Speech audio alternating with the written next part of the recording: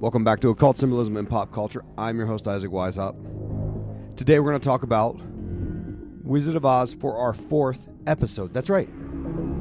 Surely you've heard parts 1 through 3 already. We went so deep into Wizard of Oz, and we're going back for just a little bit more. All right? If you haven't heard those episodes, be sure to check out the link in the show notes or on IlluminatiWatcher.com. I've got a full index of every episode recorded. Hundreds and hundreds, going way back to 2014.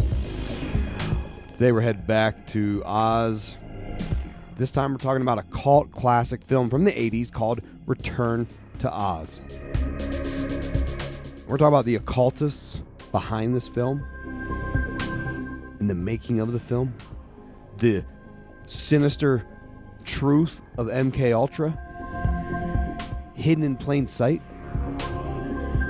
We're going to go through Dorothy's journey. She goes on her own little hero's journey into the underworld on her own Eleusinian mystery tour. She goes through the looking glass like Alice in Wonderland. She makes contact with an alter ego. Goes through dissociative identity disorder process. And I'm going to talk about all that. And then in the conclusion, I'm going to tie it into the Illuminati. That's right. The occultists who want to create a world in which man's consciousness is obliterated and remanifested out into the digital matrix, out into space. Space consciousness. That's what they want us to do. And that's what they're going to try to do. And it was all right there. All right there in this movie. Shout out to Dr. Anteater. He insisted I watch this. He said, Isaac, you did such a great job with the Wizard of Oz series. Take that extra step. Let's do Return of Oz. I said, no, Dr. Anteater, I can't. I can't go back in. But here we are. Now, should you watch this film before we talk about it? Not really. I mean, it's a kid's movie, so who cares? And it's 113 minutes. It's almost 2 hours for a kid's movie. Nonsense. Way too long. But it's got a cult following, so maybe this is for you. Maybe. I actually recall, I could be wrong, but I recall reading this book when I was a child. I could be wrong. But I have a memory of it. I had never seen the movie. Never seen it. But I have read the book, I think. But it was released back in the 80s, 1985. All right. And who's in it? Well, you got, of course, Dorothy, the main protagonist, played by Fairuza Balk. Her feature film debut. And with a name like that, you know she's interesting. I'm probably mispronouncing it. Fairuza Balk. She was the original emo goth girl. She was in The Craft. You know her if you've seen her. And she, in fact, at one time opened up her own occult store in L.A. So, Illuminate confirm, right? Now, that role of Dorothy was also auditioned for by Drew Barrymore, Alanis Morissette, and Juliette Lewis. And a couple of those names, if you paid attention, were subjected to abuse in Hollywood growing up as children, as young girls. Interesting they would be auditioning for the role. Now, of course, Aunt Em is back in the story. She's played by Piper Laurie. She was the mom in Carrie, who was also a witch. Carrie, a great movie. I think it was John Travolta's debut on film. We've got the Gnome King, voiced by a guy named Nicole Williamson, a highly decorated actor. Played Merlin in Excalibur, played Father Morning in Exorcist 3, which was a movie we covered when I did a full episode on the Dahmer Show on Netflix. And fun fact, Nicole, a man named Nicole, smoked 80 cigarettes a day until he died at 75 of esophageal cancer. And Tim Curry was considered for this role at one point. And then, and I'm picking out a few names of interest. And the last name of interest was the executive producer was Gary Kurtz. And if you read my book called The Star Wars Conspiracy, or listened to my appearance on the Higher Side Chats many years ago talking about the Star Wars Conspiracy, you'll know that Gary Kurtz was part of the occult inspiration behind the whole story of Star Wars with the Force. That idea of consciousness in space, which, again, we'll hit that in the conclusion, but that's the end game. The end game is the digital matrix. The end game is space consciousness. And this movie is a mixture of the second and third book in the Oz series, because Homeboy wrote like 1,000 books on Oz. This is the second and third book. It's a mix of the two. And it's basically about Dorothy going back to Oz and meeting her alter ego, Ozma. Kind of. And we could go into all this territory, but we're not going to rehash it. We talked about L. Frank Baum and his theosophical ideas of the occult back in part 1 of the Wizard of Oz series. So if you want more on that, there's an hour and a half of that stuff we already covered. But this movie was considered too damn scary. It failed. It was a commercial failure with all these big names behind it.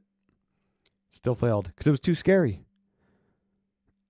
And they also couldn't make the characters look identical from the 30s Wizard of Oz because of copyrights to the original movie, even though the books were out of, what do you call it? They were in the public domain at this point anyway. But they couldn't make it look like the movie, so, you know, the Tin Man looks a lot different, the Scarecrow looks a lot different, and so on. But apparently Disney, who made this movie, they paid a grip of money to utilize the ruby slippers. So that is the one thing you'll find in common with the original movie, is the ruby slippers. So without further ado, let's get into The Return of Oz. This summer, Walt Disney Pictures presents a motion picture fantasy adventure beyond your fondest imagination. You'll be transported miraculously back to the enchanted land of Oz, that magical kingdom beloved by young and old for generations. It's just a yellow brick. No, Bellina, you don't understand. This was the yellow brick road. You'll share with Dorothy Gale the shock of finding everything mysteriously changed. What's happened to everybody? And you'll delight with her discovery of 4 wonderful new friends who band together against a wicked queen and the dreaded Gnome King. This is the Oz you haven't seen before, and this is the Oz you'll want to visit again and again. From Walt Disney Pictures comes a whole new world of entertainment. Why don't we just fly back to Kansas? Return to Oz. All right, it's plot spoiler time. We start out, we're in the Kansas Dust Bowl. We're in the shanty shack. Aunt Em, Uncle Henry, and Dorothy. All right? And Uncle Henry, he's reading up in the newspaper about the School and Sanitarium of Electric Healing by Dr. J.B. Worley. They call it the Weltmer Method. All right? And we find out it's been 6 months since the events of Wizard of Oz. And Dorothy hasn't been sleeping ever since she got back. She's talking about, oh, I saw the lion and the Tin Man and the Scarecrow. We all walked down the Yellow Brick Road, and Aunt Em and Uncle Henry are like, this kid is tripping. What's wrong with this kid? They want to fix her up. And Aunt Em says to Henry, she's like, look, my sister's got money. She's going to give me some money. We're going to take Dorothy to go get the electric healing. Uncle Henry's too proud. He's like, no, we're not doing that. But it turns out he's a bozo anyway. And he's completely absent in this family. But she's like, no, we're going to do it. We're going to take the money. We're going to go get her electrified. Electric shock therapy, basically. And I already don't like where that's headed. We're already off to a bad start here, folks. And Em says, she's bitching about Dorothy. She says all she ever talks about is some place that doesn't exist. All right. And we already talked about how Dorothy, she's not living with her real parents. Her real parents are absent. They're completely gone. And it's a Disney movie, so what do you expect? There's going to be some dead parents. There's one thing Disney likes is some dead parents. We talked about this many times. One idea is that is the New World Order, is to break down the nuclear family. Because when mommy and daddy are absent, guess who that leaves to fill in the role of caretaker? Big Daddy Government. That's what people claim. I've talked to a woman who was in college for some kind of theatrical something or the other. She told me that the reason they remove parents from a storyline is because it just simplifies it. It makes it a lot easier. So, I mean, pick your poison of which one you want to believe they're doing. I don't really know why Aunt Em and Uncle Henry couldn't be replaced by two parents, but whatever. So Dorothy, she's in her room. She's trying to sleep, but, she can't sleep. And she looks out her window and a shooting star falls to Earth. All right. Like Luciferian lightning, the rebel angel fallen from the heavens, as described in the Bible. And she starts playing with, she wakes up the next morning, she's playing with her rooster, and the rooster helps her find a key, and that key has an O and a Z on it, on the head of the key, right? And she thinks, oh, my friends gave me the key, because she's still a little girl, right? Ironically, she's much younger in this movie than the original, but, don't ask. It's fine. She thinks her friends sent her this key via the shooting star. Now, there's some occult symbolism behind the key. Keys are represented as the keys to wisdom, or like the Enochian keys, the keys with which one can make contact with entities and talk to them, or the lost keys of Freemasonry, the book by Manly P. Hall, Ronald Reagan's best friend. So she gets this key. She shows her mom. Her mom's like, you're always talking about crazy Oz talk. What do you, get out of my face? And then she hates Uncle Henry, lousy husband. He won't finish building the new house. His leg's all busted up, but he's milking it for everything it's worth. And she's out there working. She's rage cleaning the garden. She's like, that lousy ass husband, get off your ass. And Aunt Em, she takes Dorothy into town. She's like, screw this. I'm just taking her in to get electrocuted. I'm tired of this stuff. She's talking about crazy keys coming from outer space. Someone's got to fry this kid's brains out with electricity. So she takes her to this town, and she starts, Dorothy talks to the doctor, right? This doctor that does the electricity method. And she starts telling him about her goofy-ass friends in Oz. And ironically, she tells him the story of the Tin Man cutting off all of his limbs, including his own head, which, if you recall from my Wizard of Oz Part 2, we talked about the film and the book. That is actually from the book, if you read the book. It's a witch curse that the Tin Man starts cutting off his own limbs and his head. And so, this one's actually more true to the stories, apparently, than the original film. And the doctor, he's like, I know just the thing to cheer you up, little Dorothy. And he pulls out the electrical shock machine. Here we go.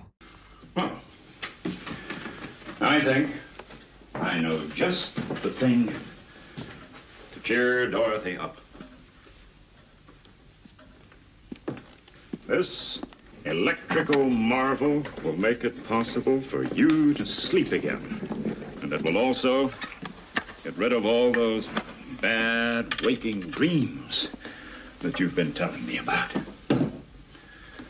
Now, this fella here has a face. You see it? Here are his eyes, and this must be his nose, and this must be his mouth. But what's this, Dorothy? Why, it's his tongue. Isn't it? Will it hurt? Well, no. It just manages electrical current. And your aunt already knows we are at the dawn of a new age. In just 2 months, it will be the year 1900. A new century. The 20th century. A century of electricity. The brain itself is an electrical machine. It's nothing but a machine. When it malfunctions, a blow to the head, for example, then the brain produces useless excess currents. And these excess currents are our dreams and delusions. And wouldn't you know, madam, we have found out that sometimes the brain malfunctions. Just like the dreams that you have, Dorothy. Now we have the means to control these excess currents. Yes. And listen to what he said. He said, it's the dawn of a new age. Isn't that how all these Illuminatis talk? That's how the Illuminatis talk.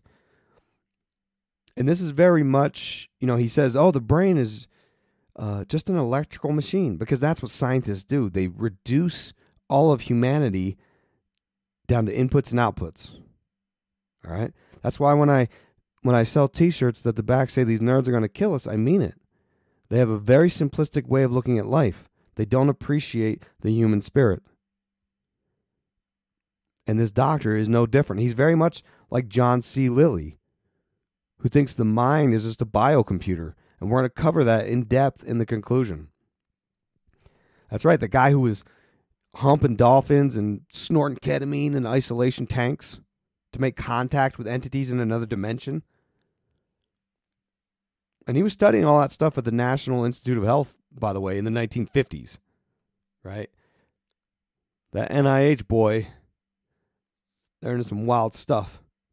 Gain of function testing, which is a theory that gained a little more traction as a fact. I don't know if you guys caught that recently, but anyway.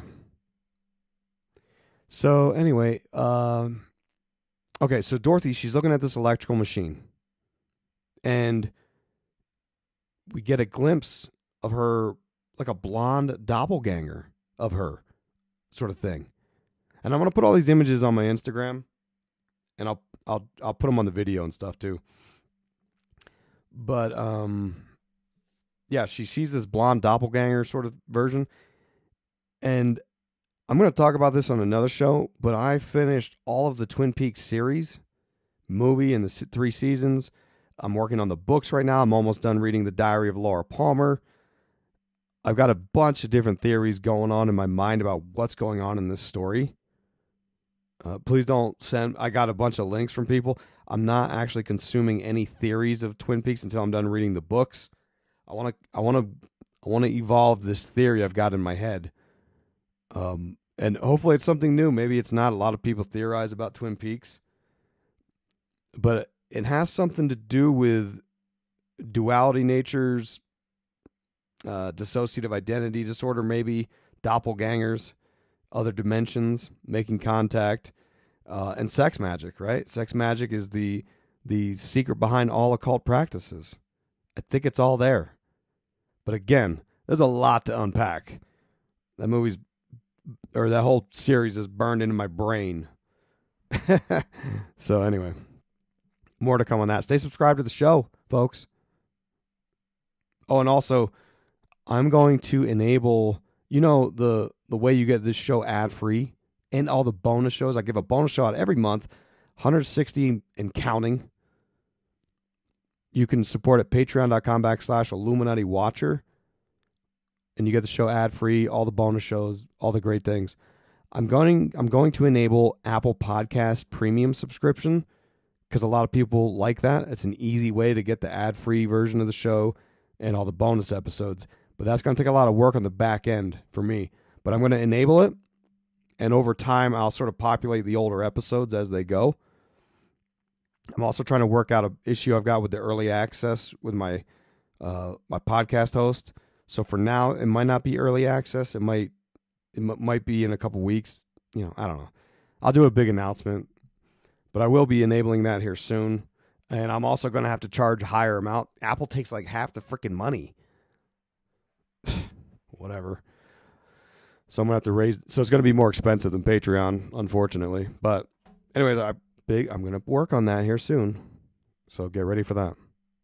So stay subscribed however you want to stay subscribed. I know Leo DiCaprio at the end of my show, sometimes he gives you guys calls you guys free feed losers. I can't believe it.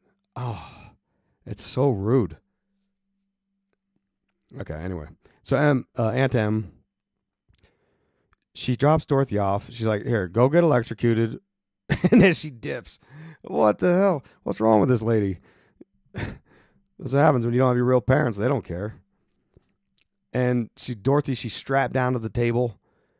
And before she gets strapped down to the table, she's in a room and her doppelganger shows up. She just manifests out of thin air and hands her a pumpkin. And she's like, oh, it's Halloween soon. Which, of course, that's Illuminate confirmed. Samhain is one of the most important nights when the veil is thinnest, where you can make contact with entities, which is exactly what she's doing here. So she disappears. Dorothy, they strap her down to the table, the gurney, and they're about to hit her with the switch, giving off some real Requiem for a Dream vibes, if you've seen that movie. If you haven't seen that movie, those are not good vibes, all right? Not good vibes to have when you're strapped down with the electrodes strapped to your head. So the lightning hits. Sorry, my voice is wrecked again.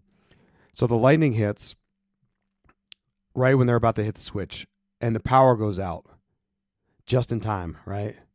The power goes out. It's a reverse Frankenstein scene here. And you see the blonde doppelganger girl. She unties Dorothy, and she's trying to help her escape from the facility, and you hear screams from the cellar.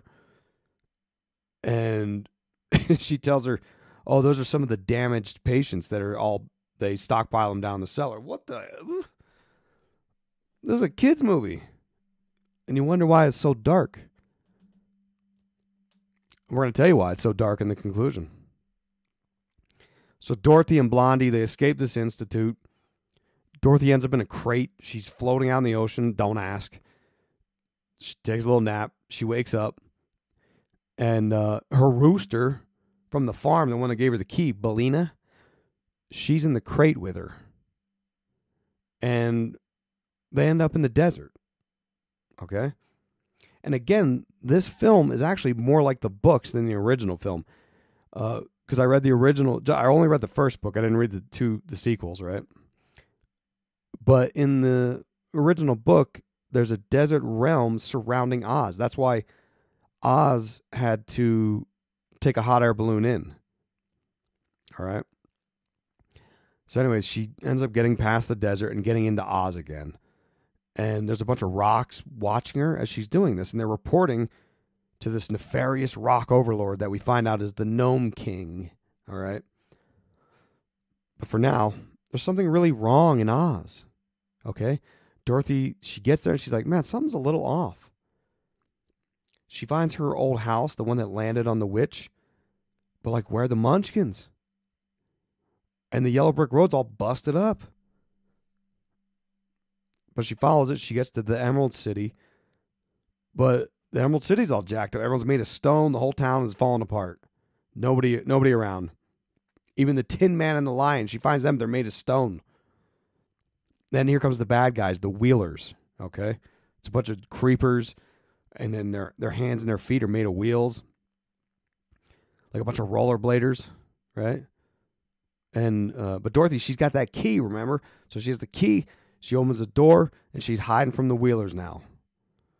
And while she's hiding in this little shed, she finds this mechanical man and winds him up back to life. And he says, oh, my name is TikTok. That's right, TikTok, like the app. And we find out he wasn't actually turned to stone. And the reason why is because he wasn't human. All right? And the story is relayed that the Gnome King, the events in the 6 months since Dorothy left, because remember, Oz flew away at the end of Wizard of Oz. So who's running the joint? Well, here comes the Gnome King. He turned everybody to stone. And you find out why later. I'll tell you why. And we hear that Dorothy, she's looking for the Scarecrow too now. She can't find him. And TikTok is like, hey, you got to go find Princess Mombi. And she gets out, she goes to Princess Mombi. The princess has a bunch of heads on display. It's very strange. And she swaps them out. And now Mombi, she meets Dorothy, and she's like, oh, she's like her buddy for a second. But then Mombi's like, you know what? I think I want your head too, bitch. So she's the new bad guy. She's the new bad witch. And those heads are symbolic of alter egos. Dissociative identity disorder. We'll cover that later. So, Dorothy, she's like trapped up by the Mombi chick in her little castle. But then that pumpkin that the blondie gave her at the beginning sort of manifests itself. And now it's the pumpkin head named Jack. And Jack tells Dorothy that Princess Mombi has a little secret powder in her little room. Take a listen. Well, my mother built me to scare that awful witch Mombi. She stood me in a place where Mombi would meet me, face to face. And along she came. Sure enough, she was scared. But then she was angry. She has a terrible temper. I know. Where did she get all those different heads? Did you see the headless dancing girls outside? Mm-hmm. Well, that's where she got them. Anyway, Mombi was about to destroy me with her stick, but she decided to test some powder of life she just bought from a magician. She did. It worked. Here I am. Powder of life? You sprinkle it on something, and the thing comes to life. Does Mombi have any more of it? If she does, it's in cabinet 31, with her original head. Listen to what they call it. They call it the powder of life. This is the alchemical philosopher's stone. This is theosophy. This is the occult. This is Illuminate Confirmed. That's what these scientists are into. They're trying to find life extension, immortality options. One option, digital consciousness. Which will, again, we're going to hit that later. So Dorothy, she goes on a little secret mission, a little creepy crawly, if you will. And she gets into Princess Mombi's chamber. She snags the powder of life. And you can see it. It's got a label on it and stuff, right? And you find out that it only works if you use it as a magical spell. You have to say the words into existence. This is the incantation thing. This is abracadabra. As I speak, I create. Which is the fundamental ideas of alchemy and ritual magic and all that.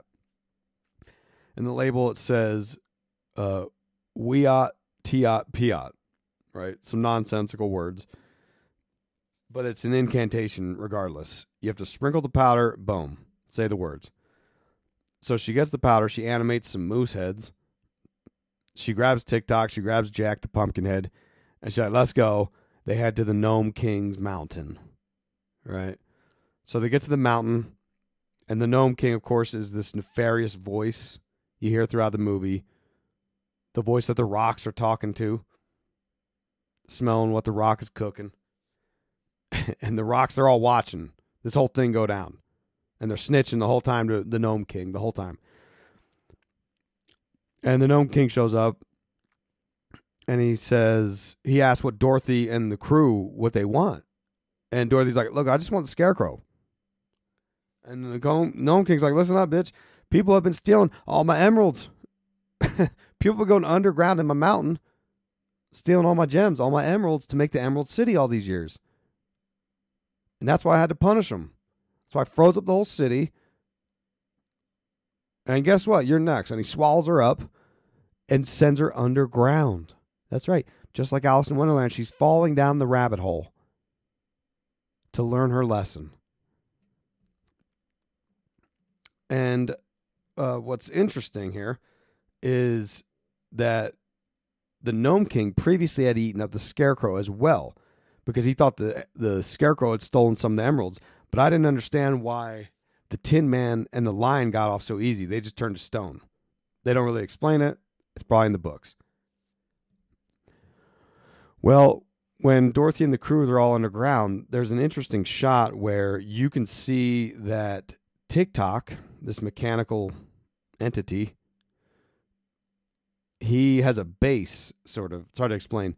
But there's an X inside of an O, which again ties us into the original film. Remember, we talked about in part 2, the Wizard of Oz film, how strange it was that there was this X and O symbolism all over the place, and Super X and all this crazy stuff.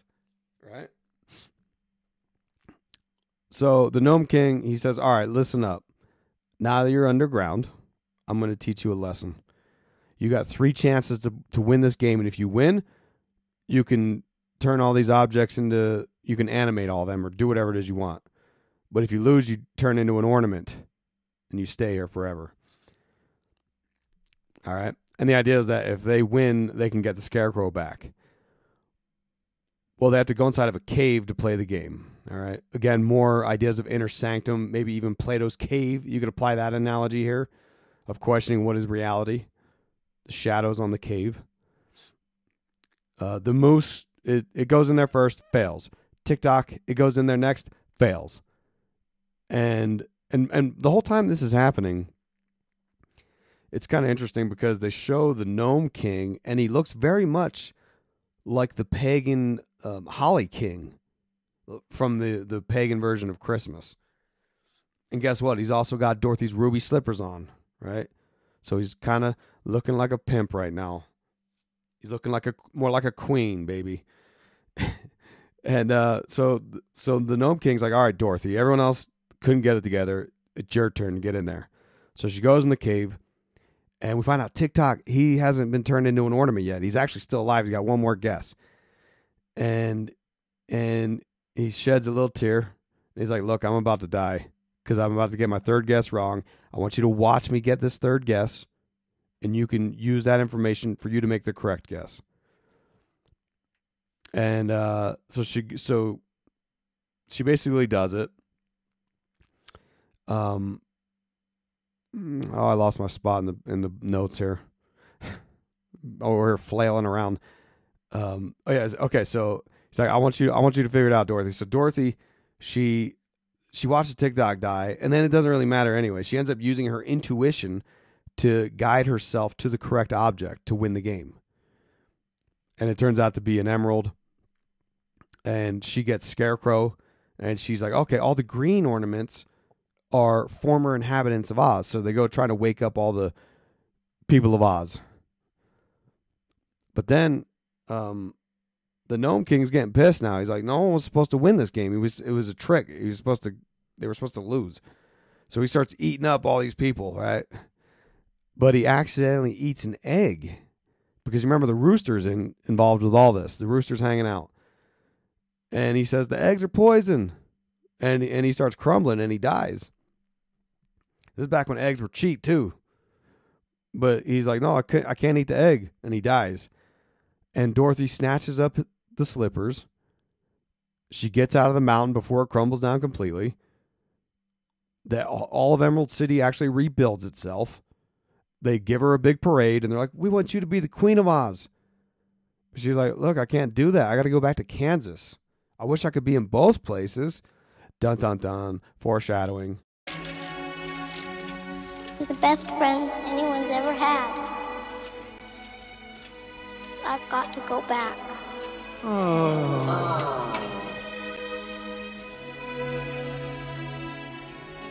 We understand, Dorothy.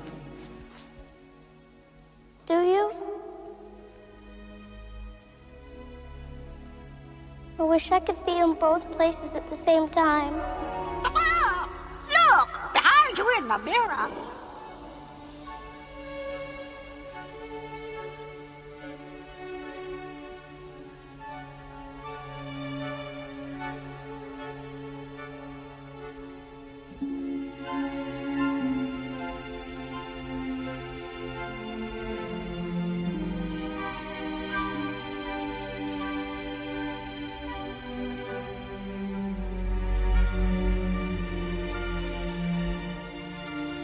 It's you. was afraid you would drown. Help me step through the glass, Dorothy.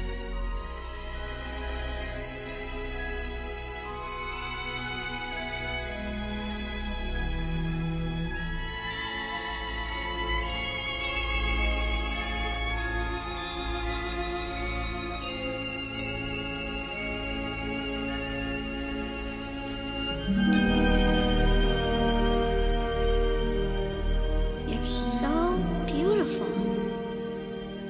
What's your name? Ozma. So she's like, I wish I could be in both places. But guess what? She can. If you manifest your doppelganger, you make contact with your alter ego, your holy guardian angel, you can do that. So in the mirror behind her, Blondie manifests again.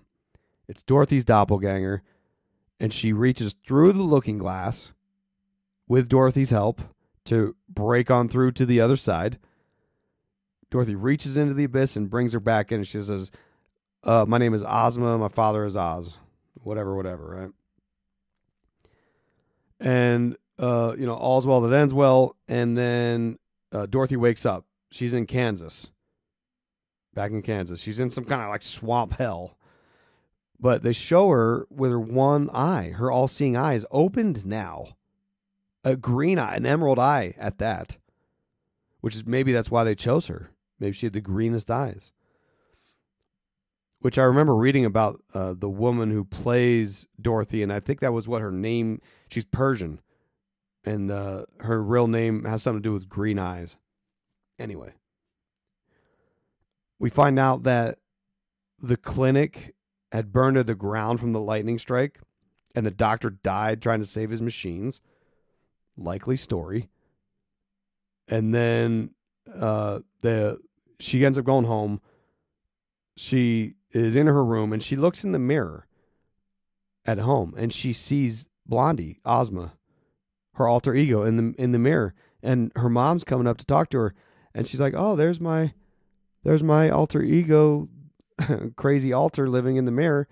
And Ozma gives her the vow of silence. She puts her finger to her lips, the vow of Harpocrates. She says, "You can't tell anybody about this." And Dorothy is happy about it. She's like, "Yeah, good call." And Mom's acting all happy, as if she didn't just subject her kid to electroshock therapy. Dad's finally off his lazy ass working on the house. And Dorothy goes out and plays in the yard. All is well. Roll the credits. No big deal. So in conclusion, why is it Illuminate confirmed? Because Dorothy is traumatized into creating an alter ego, Ozma. We've talked about alter egos on this show many, many times. This is the idea of a dissociative state. Oh boy. A dissociative identity disorder. David Icke was one of the first people I've ever heard talk about this. I think it was on his Freedom Road VHS tape I had. Talk about the amnesic barrier, right? When the mind is subjected to trauma, it dissociates. It has to escape. It can't process all that. So it goes into another realm. And sometimes it can create a different identity. Very Manchurian Candidate style. And these were ideas actually studied by the CIA with MKUltra. These ideas of mind control, making contact with entities in other dimensions, Project Stargate, the men who stare at goats, all that stuff.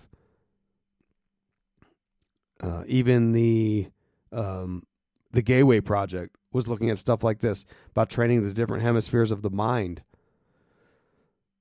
And of course, you can get to this realm through abuse, which is very terrifying, right? And of course, the mirrors are all throughout this movie in the palace and stuff. The mirrors are the portals, the gateway. That's why it's through the looking glass, right? That's what the Alice in Wonderland second book is titled. And let's give you the facts here. John C. Lilly, the guy I talked about earlier, was humping dolphins and stuff. He wrote a book I read called Programming and Metaprogramming in the Human Biocomputer, right? And he encapsulates the technocratic fantasies of science about he talks about approaching studies of the mind as a biocomputer, right? And this is what fueled a lot of MKUltra studies. If you read I'm going to read you directly from the book. The preface says, all human beings, all persons who reach adulthood in the world today are programmed biocomputers. They genuinely think that you can reduce the human experience to bits, to binary digits of ones and zeros, which is very wrong. He says that our minds are merely computers and they are mapped out based upon survival necessities and patterns of function. And how I read that, when he says survival necessities, when you see all this traumatizing and abuse, particularly of children, you say, what kind of animals would do this? What kind of evil monsters? Well, when you understand that you can fracture a mind, forcing this dissociative state through trauma and abuse. And this isn't just me coming up with it. These are books like, if you read Kathy O'Brien's Transformation of America, you read Bryce Taylor's Thanks for the Memories, Fritz Springmeier's books on creating a mind control slave, countless movies we've talked about over the years showing you this idea.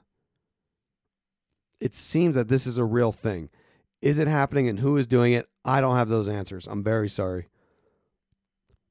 But I do know, reading this John C. Lilly book, you can extrapolate a lot of these ideas from this research. And the book lays out some very basic assumptions when looking at this idea of the mind as a biocomputer.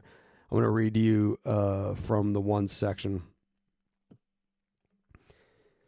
Some of this is like wordy, right? It says programs vary in their permanence. Some are apparently evanescent and erasable. Others operable without apparent change for tens of years. Among the evanescent and erasable programs, one might categorize the ability to use visual projection in the service of one's own thinking. One finds this ability with a very high incidence among children and a very low incidence among adults. So visual projection, easier done through children. All right. An example of a program operating without change for tens of years, one can show handwriting over a long series of years to maintain its own unique patterns. Programs are acquirable throughout life. Apparently, no matter how old a person is, there is still possibility of acquiring new habits. The difficulties of acquisition may increase with age. See, that's why it's important. That's why they mess with the kids. However, it is not too sure that this is correct. The problem may not be with acquiring programs as much as a decrease in the motivation for acquiring programs, meaning the young mind is eager to learn. The old mind is set in its ways, stubborn, like old Uncle Henry, sitting on his ass. He's like, you know what? I'm not building this house. I'm tired. Maybe if I was 20, young, dumb, and full of fun, I'd be willing to build this house, but I'm done. And I get it, right? I'm in my 40s. That's how I feel sometimes. Like, you know what? I'm done. I'm just going to put my feet up and watch Twin Peaks 100 more times. But back to John C. Lilly. He says that the mind can be programmed. And how do you do it? Through symbols. That's right. Through the unconscious. It's a term he calls metaprogramming. And much like these occultists, it's all about making contact with the divine, making contact with God, annihilation of the ego. Let me read you from the book, and then we're going to wrap it up. He says, even as one can travel inside one's models, inside one's head, talking about cognitive models, that's what we talked about in Aliens, UFOs, and the Occult, Use Your Illusion 2. Well, 1 and 2, both of them. It says, even as one can travel inside one's models, inside one's head, so can one travel outside or be the outside of one's model of the universe, still inside one's head. In this metaprogram, it is as if one joins the creators, unites with God, etc. Here one can so attenuate the self that it may disappear. He's talking about the Apollonian technique for making contact with God. I'm sorry, the Dionysian, excuse me. It's the Dionysian. It's when you overwhelm with drugs or something like that. LSD maybe. So that the consciousness and the ego shrinks so that it can make contact with the higher entity of God and be absorbed into it. It's the annihilation of self, the annihilation of ego. It says right there, here one can attenuate the self so that it may disappear. And look, I've done a hell of a lot of ketamine in my day. There's some truth to that. It seems like. If you don't know what I'm talking about, I did 2 episodes with my beautiful wife on a show called Breaking Social Norms that I do. It's not for everyone. But I talk about ketamine therapy and the experiences from it. It's pretty wild. Of course, I was with medical professionals, not illegal. I would never, ever in a million years recommend taking illegal substances. And it's not because I'm a what do you call it? A do-gooder. It's because you don't know what kind of crap they put in this stuff. Fentanyl. People with crazy stuff and stuff now. Anyway. Here's where we're going to boil this down to in the very conclusion here. Why do they want to do this? It's the perennial philosophy, okay? It's to annihilate God's creation of man and send us out into space. If you don't believe me, I'm going to read you one last quote from John C. Lilly's book. It says, the planet-wide consciousness joins into solar systems consciousness, into galaxy-wide consciousness, intergalactic sharing of consciousness, fused into the mind of the universe, finally faces its creator, the star maker. The universe's mind realizes that its creator knows its imperfections and will tear it down to start over, creating a more perfect universe. So that's what they want to do. Annihilate man's ego, create a digital matrix, right? Digitize our consciousness, send it out into space. Exactly what happens in the sequels to 2001: A Space Odyssey, if you read all those books. Because God is this impersonable scientific universe. And it says right there, the universe's mind realizes that its creator knows its imperfections and will tear it down to start over, creating a more perfect universe. So there you go, Return of Oz. Illuminate, confirm. What do you think? So that's the 4th part of the Wizard of Oz deep dive. I can't imagine there's going to be a part 5. But stay subscribed in case there are. And if you haven't heard part 1 through 3, I did a lot of work. I did a lot of research for those. I'll have the links in the show notes. Check them out. And if you want to support the show, you know where to go. I'm going to do all the things. All the links are in the show notes. Patreon.com/Illuminati Watcher. Or sign up for the Apple Premium subscription. I'm going to enable that really soon. Hell, it might be there by the time you listen to this episode. And I will start the process of back populating all the podcast episodes, uploading all the bonus episodes. But it'll be up to date to present and future. You know, when I drop the bonus episode here in the next week or two, I'll put it right on there. Okay? The early access may not be enabled. I got to do some back end work to make that happen, but it'll get there. And it's going to cost more than Patreon. That's the last thing I got to tell you. It's going to cost a couple bucks more than Patreon. And you don't get the books. You know? You go to Patreon, you get the books. But hey, you know what? Some people want to do the Apple thing. Fine by me. Okay, everybody. Thanks for listening to the show. Thanks for dealing with my voice. I've been dealing with it. You've been dealing with it. We're all very sorry about that. Until next time, stay woke.